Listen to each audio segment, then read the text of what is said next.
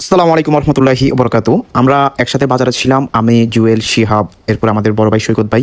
তো হঠাৎ করে জুয়েল বললো যে দেখ আমার আব্বু কালকে আসার সময় ঢাকা থেকে পেয়ারা আমরা নিয়ে আসছে, এখন তোরা কি খাবি কিনা। আমরা বললাম যে খাবার জিনিস কি কেউ ফেলে দেয় নাকি। তো জুয়েল সত্যি সত্যি বাড়িতে গেলো, বাড়ি থেকে সে পেয়ারা আনলো, আমরা আনলো। এরপরে বললো যে, আমি বললাম যে তাহলে চল আমাদের বাড়িতে চল। আমি আমাদের বাড়ি থেকে সব কিছু ম্যানেজ করে দা লাগে, বটনি লাগে, এরপরে আপনার যা যা দরকার আর কি সব কিছু নিয়ে আমি কাটাকাটি শুরু করে দিলাম।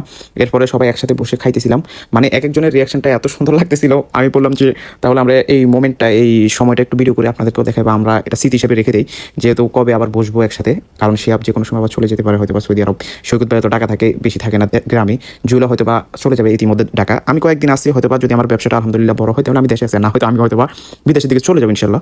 তো এই আর কি। তো আপনারা দেখেন ভিডিওর মধ্যে আমরা কিন্তু অনেক মজা করতেছিলাম, ভিডিওর মধ্যে খাইতে খাইতে অনেক মজা হয়েছিল। আর পেয়ারাগুলো যেহেতু জুয়েলের আব্বুর দোকান আছে, আবার আমরা দোকান আছে, সে মানে ফল দোকান আছে ঢাকা, তো সে উনি সেখান থেকে নিয়ে আসছে আর কি।